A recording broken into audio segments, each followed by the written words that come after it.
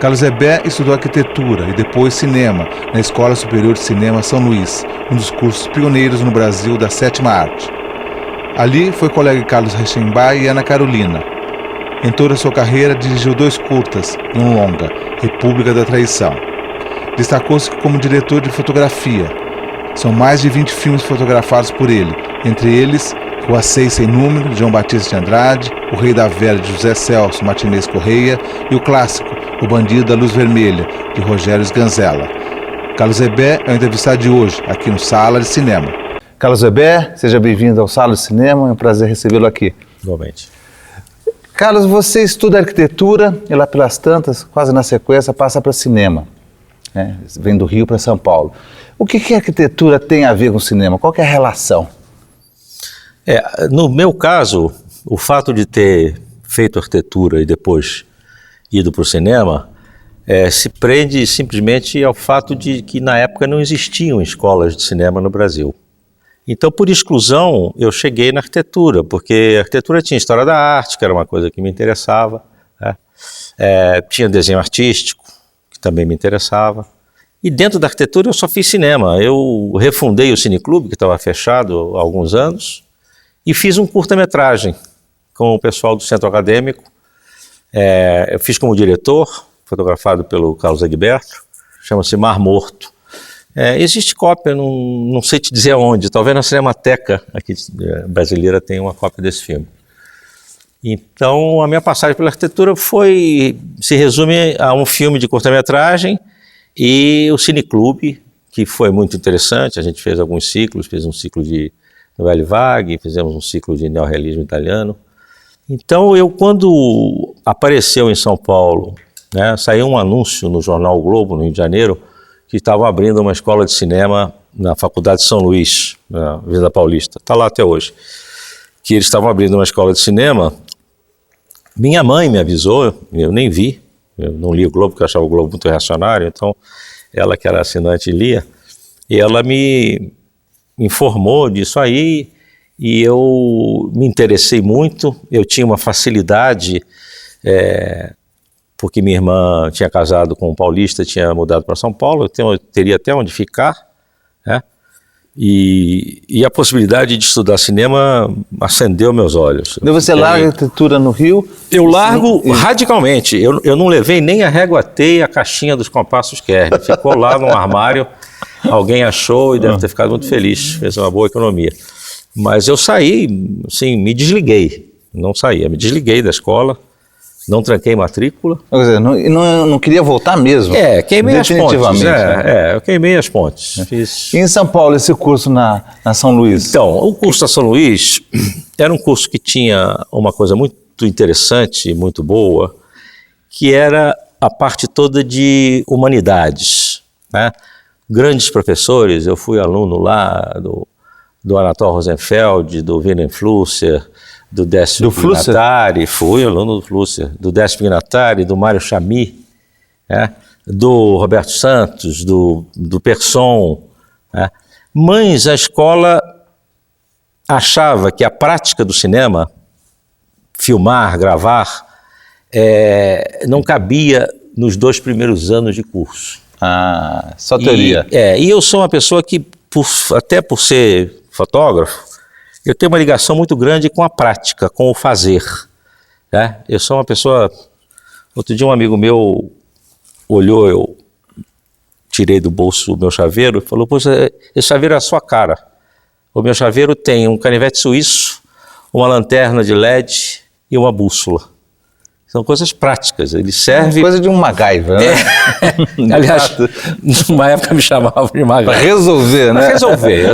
Então essa coisa da escola não ter esse lado da realização, fez com que quem queria fazer, Ana Carolina, minha colega de turma, o Carlão Reichenbach, meu colega de turma, nós fizemos um grupo fora da faculdade, com sede ali no apartamento de uma colega nossa no Copan, e fizemos um grupo de produção, fizemos alguns filmes em Super 8 e tal, para suprir, para dar vazão a essa vontade de filmar que a gente tinha. A gente entrou na escola de cinema porque queria filmar.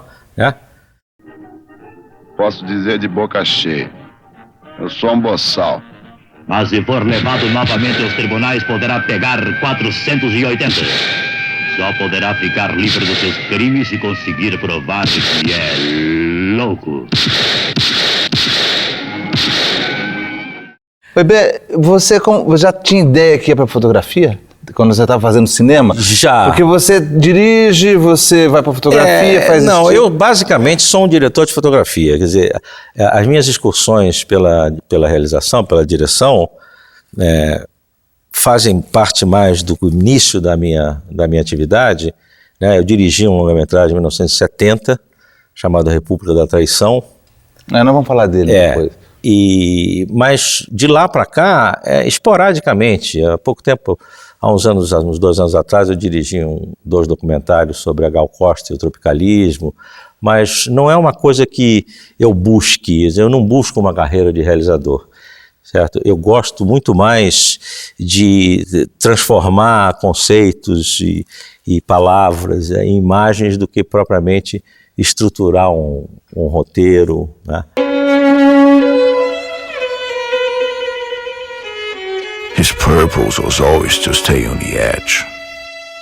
Once, he showed me a thought by a Japanese poet.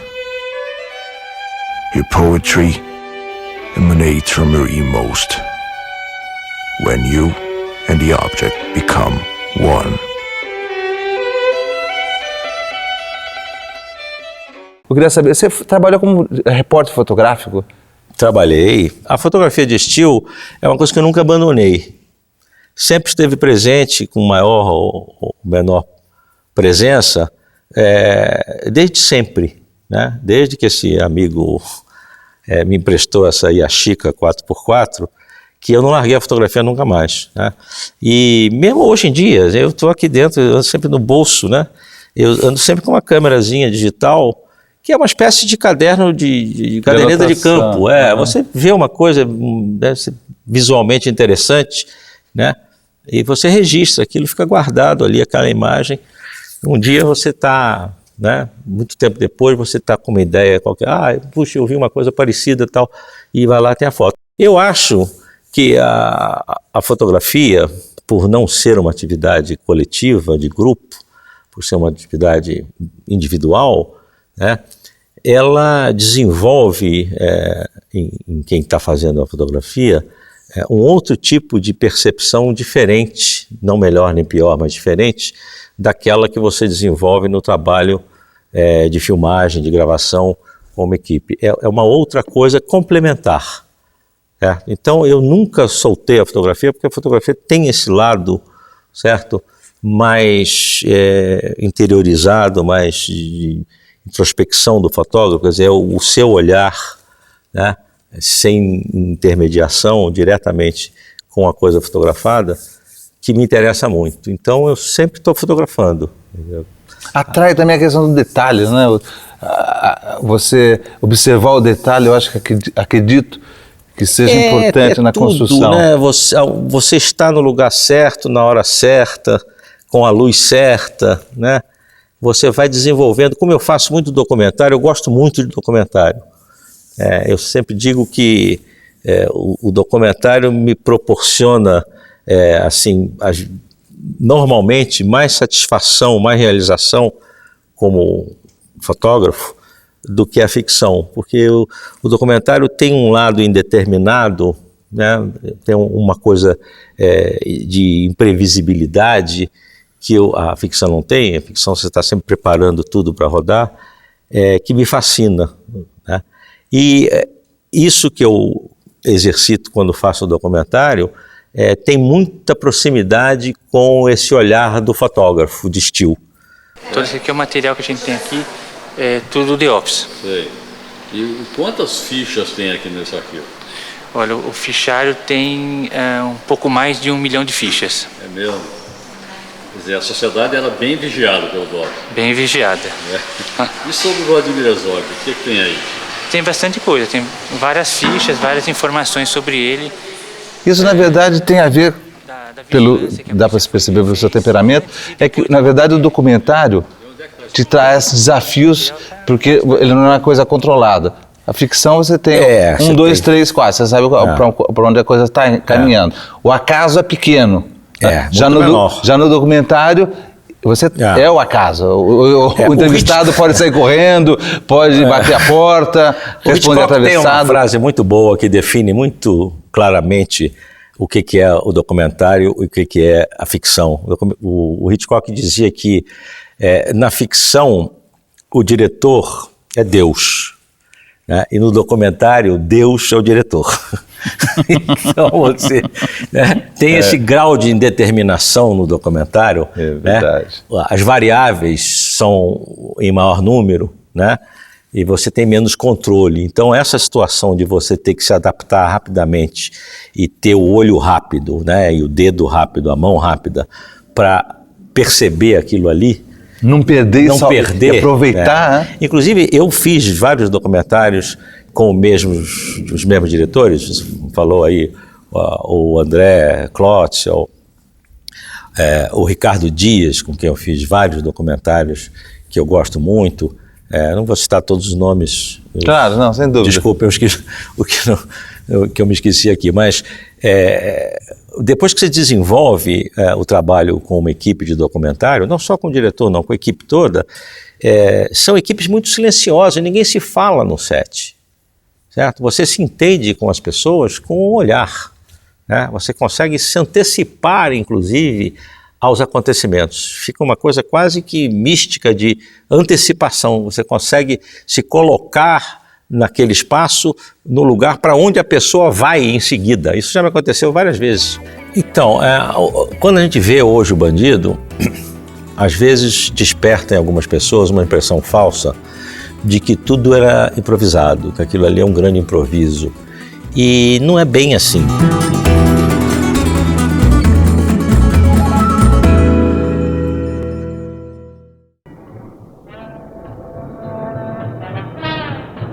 Saí de lá faz 15 anos. Da favela do Tatuapé me mandei pro mundo com uma taxinha encravada no pé. Alguns anos depois...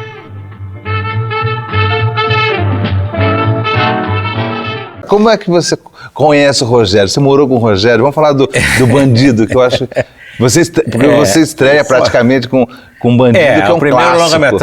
O primeiro longa-metragem que eu trabalhei foi o Bandido, Isso é uma história longa. Há pouco tempo eu contei essa história no site da Contracampo, daquela revista de cinema.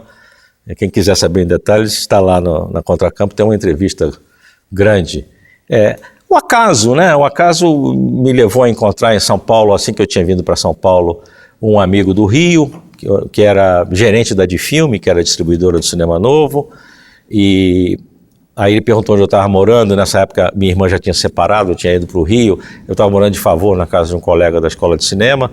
Ele falou, então vamos alugar um apartamento juntos. Eu falei, puta, mas eu estou muito duro. Não, mas tudo bem, a gente vê aí, você paga quando puder e tal. E a gente alugou um apartamento ali na rua General Jardim, perto da Aliança Francesa, com o Zé Alberto Reis, que esse que era gerente da Difilme. E aí o Zé Alberto me apresentou ao Rogério, que já estava querendo fazer o Bandido, andava com um calhamaço datilografado, que era o roteiro que ele vivia escrevendo a lápis de caneta em cima. De tanto e tanto tempo, tinha uma coitada de uma secretária do Estadão, ele era jornalista no Estadão, o Rogério, que passava tudo aquilo a limpo. Aí ele vinha com um novo roteiro, né? E começava a sujar logo em seguida. E aí, você viu um pouquinho maior, escrevendo. E aí, a gente teve uma identificação muito grande, né? Então a gente tinha muito gosto, o mesmo gosto pelo cinema e o mesmo gosto pelos mesmos cineastas, né? E isso deu uma aproximação instantânea com o Rogério. A gente teve assim uma identificação instantânea.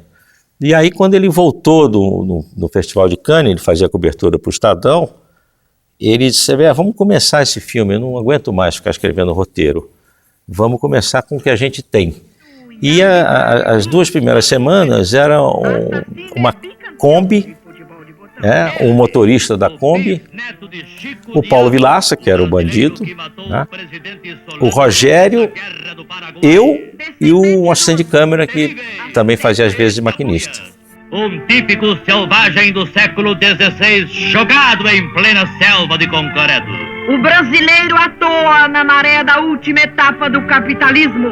o grande Picareta, oportunista e revoltoso. casado na polícia. Como era o trabalho com o Rogério? Porque você começa a trabalhar com ele dentro dessa situação de baixo orçamento. O que ele queria do filme? O que ele pedia para você? Vamos falar dessa criação do Bandido.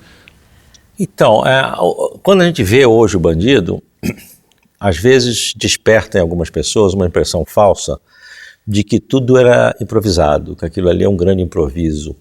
E não é bem assim. Como o Rogério elaborou muito o roteiro, né, não só na imagem, né, mas nos diálogos e também nos textos off, aquela narrativa... Que é uma maravilha. Radialística, né, radiofônica, que ele colocou, aquilo estava tudo escrito no roteiro, aquilo não foi feito depois, na finalização, aquilo estava tudo no roteiro, né? Então ele tinha o filme na cabeça, né? O que não quer dizer que a filmagem foi simplesmente transpor aquele roteiro para o filme, não foi, até porque as condições justamente eram muito precárias, né? Condições de equipamento e tal. Então a gente era obrigado a um esforço criativo muito grande para conseguir realizar o que a gente tinha em mente, o que a gente queria fazer, com aqueles elementos que eram poucos, né? E isso trazia para o filme um lado de improviso que era muito bom. Agora, o improviso não era tão livre assim, porque o negativo, além de raro, era muito caro, né? Então, não podia rodar 3 takes de cada plano, né? Tem muita coisa no filme que é 1 para 1, né? Então, quando tinha ator, né, aquela documentação toda da Boca do Lixo e tal, aquilo ali é tudo 1 por 1, porque não tinha ator, não tinha, né, era olhar e rodar. Mas quando a gente começou a trabalhar com atores, inclusive aí entrou um diretor de fotografia mais experiente, o Peter Overbeck, para fazer a iluminação, né, as noturnas e tal, porque eu não me considerava apto. Eu sabia que eu funcionava bem na câmera e tal, e sabia fotometrar, então exterior dia eu me virava muito bem. Mas quando a gente passou para os interiores e para as noturnas, a gente incorporou o Peter Overbeck, que era um grande diretor de fotografia. Peter, onde quer que você esteja, também apareça. E o filme ganhou uma outra estatura, né? Mas o filme, embora tivesse o improviso na hora da gravação, da filmagem, esse improviso era limitado pelo negativo. Então a gente ensaiava mesmo. Quando eu era com o ator, ensaiava, porque a gente movimentava muito a câmera, eu fazia coisas em cadeira de roda, arrastado em tapete, sentado outras tabelas em cima do tapete, aí parava de puxar o tapete, eu levantava e saía com a câmera na mão, né? Mas a gente fazia, a câmera não parava. Se você vê o filme, né, a câmera não para, tá o tempo inteiro andando e tal. Mas aquilo tudo tinha que ser ensaiado, porque não tinha o take 2, né? E a gente vivia o paradigma do plano sequência. Então, se desse alguma coisa errada no meio do plano, não tinha essa, não, vamos daqui para frente, não tinha decupagem a partir de um erro, certo? Era outro plano sequência. Então, como não dava para fazer mais do que 2, 3 takes, tinha que ser muito bem ensaiado. O papai Silvério te quebra a cara. Olha aí, Marina, vem cá. Essa eu não esperava, Carlos Félix. Você é um cafajeste. Que é isso? Moça, será que não daria um jeitinho de o senhor andar um pouquinho mais depressa? É que eu preciso enrolar todo o meu cabelo para hoje à noite. Uma festa hippie. O que a fotografia do Bandido tem de diferente naquele momento? Olha, eu acho que tem uma característica que é muito diretamente ligada a essa penúria de elementos técnicos, né? Essa penúria técnica, que é o fato da gente ter usado, sei lá, mais de 8 tipos de negativo diferentes, de vários fabricantes. Tinha filme Gevauer, Kodak, Dupont, Ferrania, vários fabricantes, e desses fabricantes, emulsões diferentes com sensibilidades diferentes. Então a gente até brincava, era quase como um enófilo, né, com as suas garrafas de vinho. A gente tinha uma reserva de negativo. Então, o que vamos fazer? Vamos fazer exterior à noite? Então, vamos usar o Dupont Superior 4, que era o filme com mais contraste, mais sensível. O que a gente vai fazer? É sol, ou está só...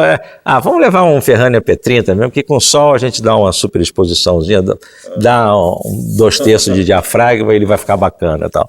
Então a gente desenvolveu, né? Isso é uma característica que a gente... O filme parece que tem uma unidade estética muito grande, e tem, certo? Mas tecnicamente é uma salada de frutas. Porque, uma improvisação constante. Porque tinha todo tipo de negativo. O jogo de objetivas que a gente tinha não eram todas do mesmo fabricante. A gente tinha uma 50mm que era Zeiss, né? A 85 era Schneider, a 24 era uma Astro Berlin, né? Tinha uma zoom curtinha francesa, Berthiaud.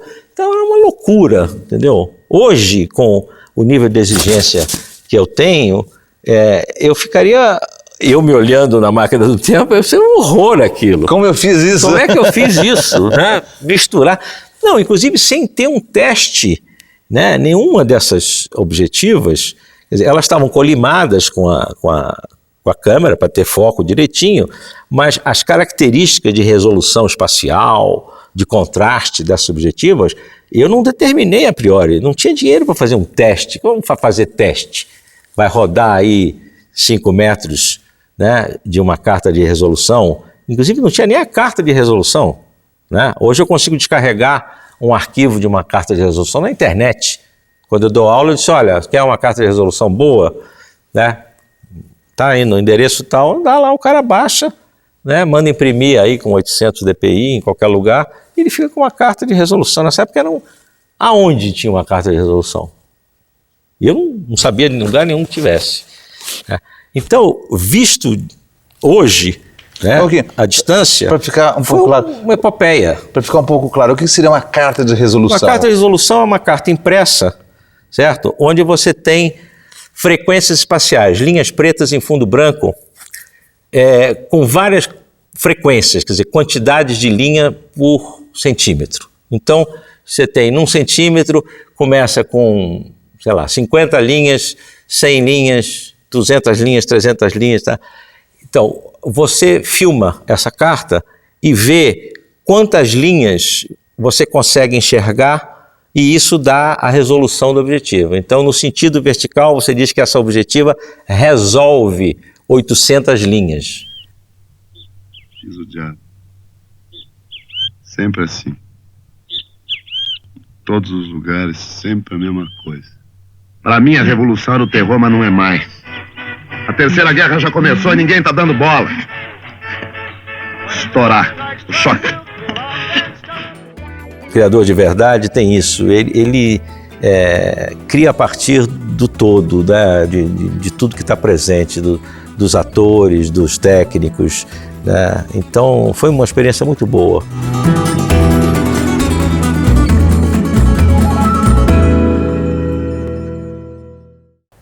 Hervé, como foi a experiência de dirigir República da Traição? Olha, a experiência maior foi depois. O calvário do filme. A experiência kafkiniana de ir a Brasília sozinho tentar liberar o filme. Isso eu tenho uma memória vívida até hoje. Essas coisas não desaparecem, né? Essas experiências não desaparecem. Mas a experiência do filme foi muito prazerosa. Era um filme entre amigos. O produtor do filme, o Cláudio Polópoli, já falecido, era uma pessoa extraordinária, uma pessoa inteligentíssima, brilhante. Ele é coautor do roteiro comigo. Então escrever foi uma delícia, né? Foi uma diversão. E filmar também foi, né? A gente filmou no litoral do estado do Rio, ali Itaipuaçu, Itaipu, Piratininga, como se fosse um país da América Central, né? Um país imaginário chamado República de Maraguaiá. Era uma história que envolvia o que estava no ar naquele momento, que era a repressão política, né? A asfixia da opinião, né? Tinha uma parte toda de... tinha tortura. O filme foi proibido basicamente pelas cenas que tinham... Cenas fortes de tortura. Cenas fortes de tortura. Se refere. Mas tinha um lado jocoso. O filme... Eu nunca mais quis ver o filme, gozado. O filme passa de vez em quando. A Cinemateca, há pouco tempo, ano passado, fez uma sessão com o filme. E é uma coisa que está muito distante, né? Eu, quer dizer, não renego. Acho que é um retrato meu e do entorno do Brasil. E é uma metáfora, né? Ele se passa nesse país imaginário, em Maraguaiá. E trata de vários temas, né? Tem um tema também do colonialismo. Eles são estrangeiros, o casal que vai para lá é um casal estrangeiro. E ele aparentemente é um cientista, mas ele tem uma atividade também comercial, de espionagem industrial, de recursos naturais daquele lugar. E também é uma história, é um triângulo amoroso. Eles têm um empregado local que se envolve com a mulher dele. E é uma comédia também. Então é um filme sem gênero. Alguns críticos dizem que há um diálogo muito forte com a Terra em Transe do Glauber. Olha, você acha que tem isso? Nada. Você como realizador? Nada. Com todo respeito, eu gosto do filme do Terra em Transe, mas o Terra em Transe se toma numa seriedade que eu jamais conseguiria naquela época ter. O personagem do jornalista lá, o Paulo... Jardel Filho. O Jardel Filho, aquela coisa, né, impostada e exaltada dele, aquilo não tinha nenhuma identificação com aquilo. Eu não tinha nenhuma identificação com aquilo. Achava até uma coisa, quer dizer, uma nota muito acima da escala para mim, aquilo ali. Não vejo. Pode ser, quer dizer, você está mais informado do que eu. Eu não lia muita coisa que foi escrita sobre o filme, eu não li. Mas eu discordo. Acho que eu li coisas o filme fazendo paralelos, cena. Não tem não. E vencemos. As coisas que vi naquela campanha, uma tragédia muito maior do que nossas próprias forças. Na calma da mesma varanda onde tínhamos planejado em festa a luta. O Rei da Vela, do Zé Celso Martinez Corrêa, que é um filme a partir da peça de teatro lendária no Teatro Oficina. Como que foi realizar esse trabalho? Porque ele se prolonga. Olha, foi incrível. O Rei da Vela foi uma experiência sensacional, porque nunca se pensou em fazer a peça filmada, isso nunca esteve nos planos de ninguém, né? Mas o segundo ato, que era passado no palco e tal, explodiu, foi para a Praia de Ramos, foi para o Rio de Janeiro, né? E o terceiro ato foi mantido no teatro, né? Então o filme começa em preto e branco dentro do teatro, né? Com a cena do Abelardo I enfrentando os clientes dele lá, o pessoal, os enforcados, né? E depois sai no segundo ato, explode em cores, né? O filme começa preto e branco, explode em cores no segundo ato, que é totalmente tropicalista mesmo, né? A gente levava para as locações os elementos cenográficos que o Hélio Aschenbauer criou e construiu. Eram lindíssimos. Lindíssimos, né? A paleta de alta temperatura. E eu fiz a captação das imagens ainda em Ektachrome. O filme é todo filmado em Ektachrome, revelado pela Kodak direitinho e tal. Então as cores do filme eram impressionantes, né? Os soldados de um quartel adotaram o Jujuba ficou sendo o mascote do batalhão. Mas o Jujuba era amigo dos seus companheiros de rua. E o Zé Celso como diretor? É ótimo. O Zé Celso Como que era lidar com aquela... O Zé Celso é ótimo trabalhar com ele, porque ele é uma pessoa que nunca reprime a criatividade. Ele sempre, se você dá uma ideia, ele sempre incorpora e amplia aquela ideia e vai... Ele tem um aspecto muito interessante como criador, porque todo criador bom, criador de verdade, tem isso. Ele cria a partir do todo, né? de tudo que está presente, dos atores, dos técnicos, né? Então foi uma experiência muito boa.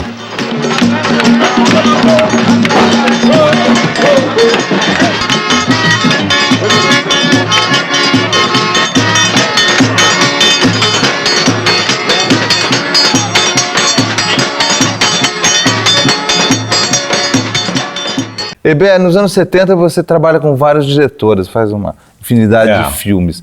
Eu queria que você destacasse alguns nos seus trabalhos dessa época. Nos 70 eu fiz de tudo, né? Eu tenho uma participação no filme do Fernando Campos, no Viagem ao Fim do Mundo, que é um filme muito interessante, né? Um filme difícil, um filme de tese, mas o Fernando sempre uma grande cabeça, né? O Fernando era o cara que, quando perguntava para o Glauber quem era o grande cabeça do cinema brasileiro, ele falava Fernando Coni Campos. Eu sei! É isto!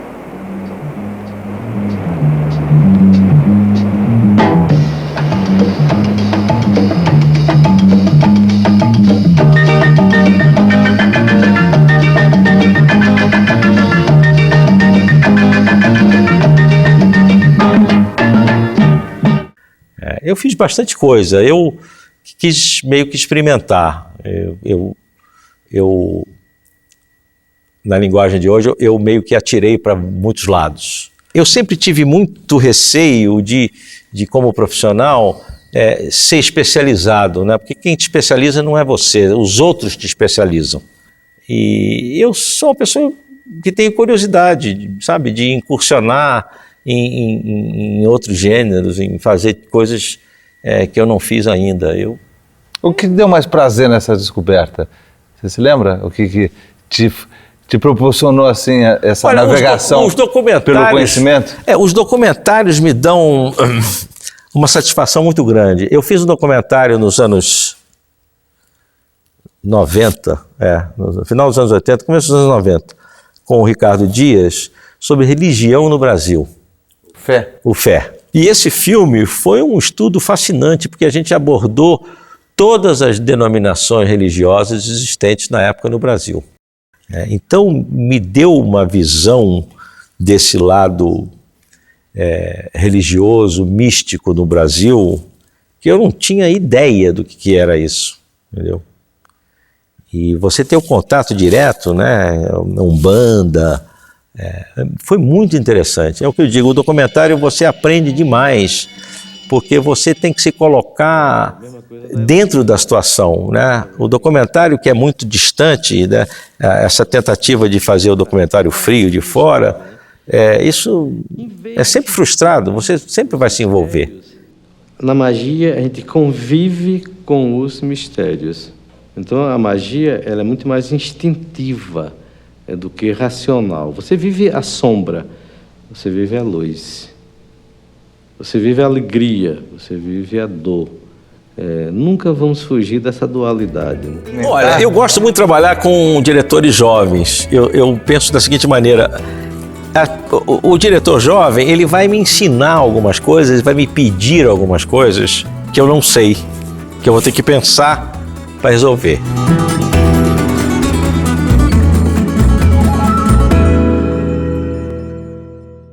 Heber, você volta a encontrar nosso querido Rogério Sganzella no Nem Tudo é Verdade.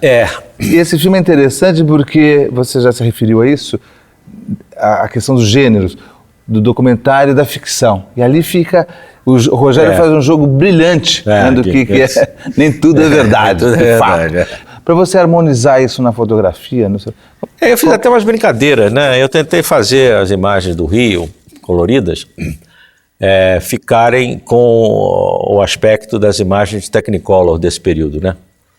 Não, já o Technicolor de 3 películas. E consegui, acho que consegui um pouco. fazer uma... Era uma paródia mesmo, né? Não era uma tentativa de fazer, porque o Technicolor era um processo extraordinário. Até hoje a gente vê aqueles filmes, né, aqueles musicais do Minelli, aquelas coisas de Hollywood dos anos 40, 50. É uma cor inebriante, maravilhosa, né? E é muito difícil você conseguir um resultado próximo daquilo com os processos atuais. Mas eu fiz uma paródia, me diverti muito fazendo a paródia. Foi muito divertido. Agora, sofrido, era um filme que não tinha o mínimo de condições, né? A filmagem parava, muito complicado. Mas eu gosto do filme, A água era o seu elemento natural, seu elemento vital. Morreu afogado na beira da praia, tentando reproduzir o seu feito para o cinema.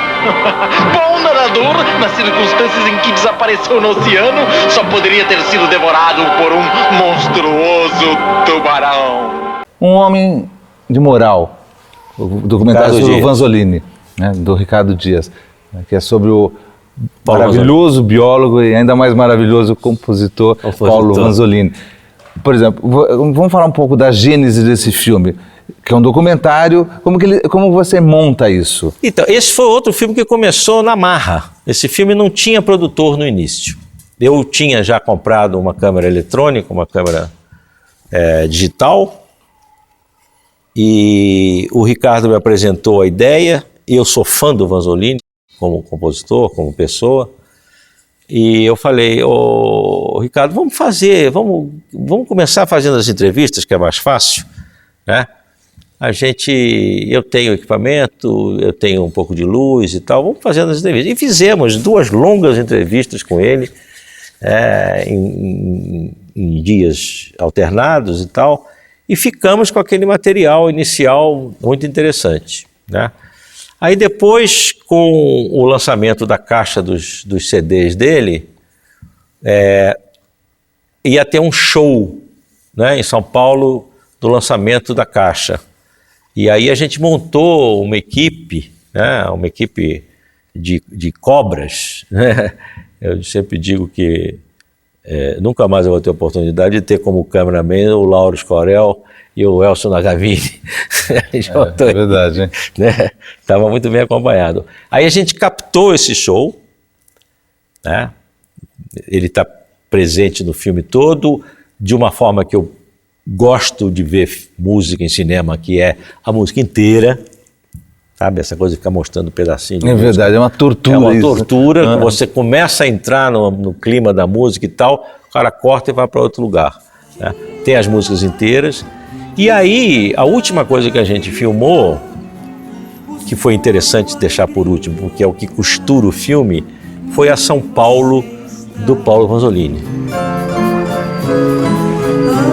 Se eu tivesse quem bem me quisesse, esse alguém me diria: desiste, essa busca é inútil, eu não desistia.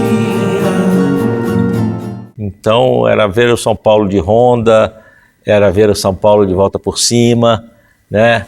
E foi muito interessante O filme, inclusive, abre com uma longa sequência, né, dessa São Paulo, e fomos muito felizes, tivemos muita sorte. No documentário você tem que ter sorte, né? Porque, primeiro, que as coisas não se repetem. Aquilo que aconteceu só daquela vez. Então, se você não tiver muito sintonizado e pronto, de prontidão, você vai deixar escapar muita coisa, né?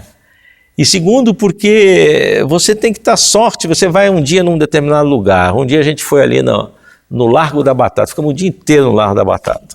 Começamos de manhã e tal. E aí, quando chegou de noite, começou a cair uma chuvinha fina, uma garoazinha. E São as luzes Paulo da começaram garoa. a se acender, e começou a ter aquele brilhozinho no chão e tal. Quer dizer, isso é sorte, né? Então, a gente teve muita sorte nesse material, e esse material realmente amarrou o filme. Eu sei que jamais hei de ter quem venha amar e querer bem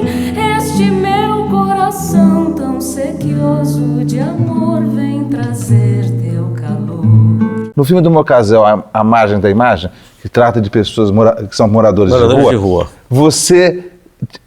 Qual a dificuldade sua era não realçar aquela pobreza, aquele estado de penúria, ou era, ao contrário, você dar uma dignidade, encontrar uma dignidade naquela situação? Então, eu acho que a primeira preocupação que eu tive era não adjetivar a pobreza. A pobreza não precisa adjetivar a pobreza já é uma situação limite, né? A pessoa despossuída, que não tem os meios mínimos de sobrevivência, ela não precisa de adjetivação nenhuma, entendeu? Então eu procurei não ressaltar, sabe? Não ficar botando nada em primeiro plano que aumentasse o impacto. Eu procurei fazer imagens não impactantes, certo? Não procurar aumentar a sensação do espectador vendo aquela imagem. Entendeu? Eu procurei ser econômico e não dar ênfase.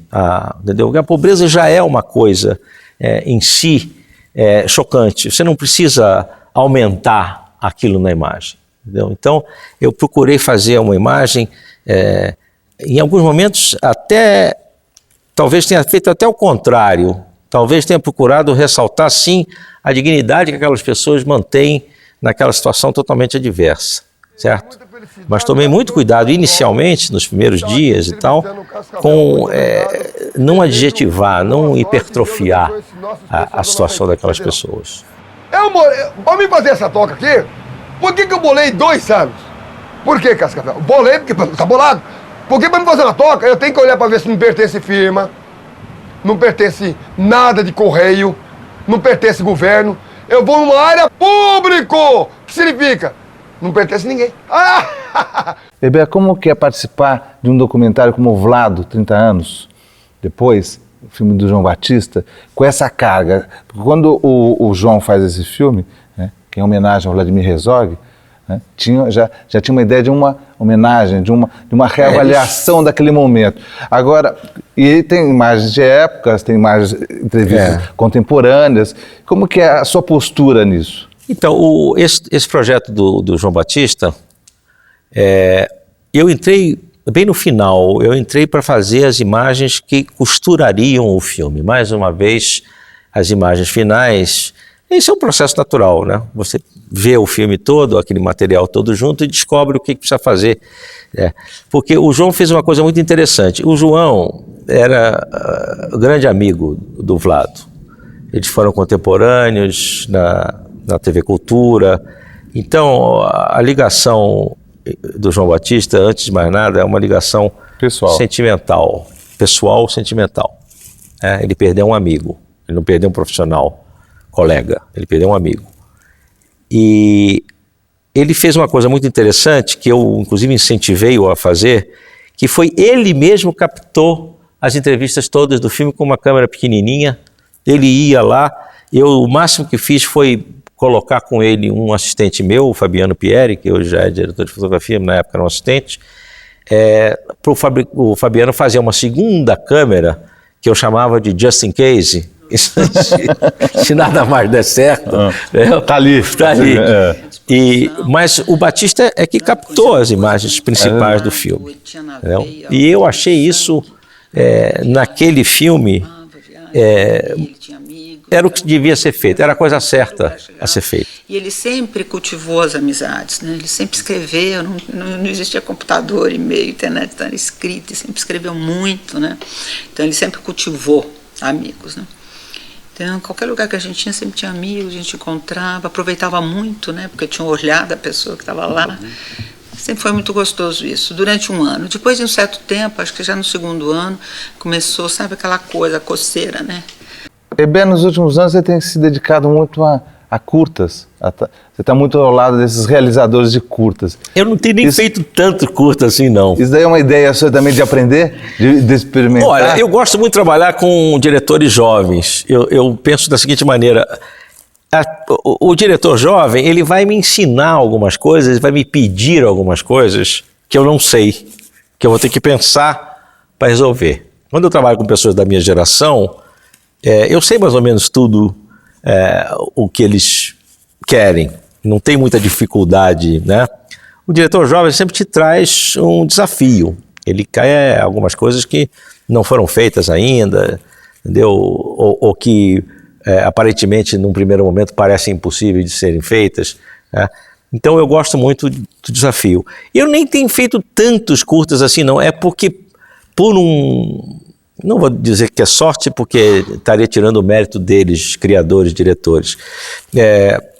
São filmes que ganharam muitos prêmios, que foram muito reconhecidos, né? Eu fiz os 3 filmes do Rodrigo Grota, o Satoru Uso, o Booker Pittman e o Haruo Ohara agora, todos filmes que ganharam um monte de prêmios no Brasil, no exterior, ficaram muito visíveis. E esses 3 filmes são filmes feitos em preto e branco, né? O último deles, o Haruo Ohara, sobre um fotógrafo japonês, um grande fotógrafo. Recentemente a obra toda dele foi adquirida pelo Instituto Moreira Salles. E o meu desafio era enorme, né? Porque eu fui fazer o filme em preto e branco, né? Como ele fotografava, e em digital, e ele fotografava em película, né? Então eu tive que desenvolver aí ideias, né, e técnicas para conseguir chegar no universo imagético do Haruo Ohara, que era uma coisa muito sofisticada, difícil, né? Com as características de uma outra mídia, de um outro suporte que é o digital. E eu acho que saí bem, né? Tem ganho os prêmios. Tem ganho prêmios aí, né?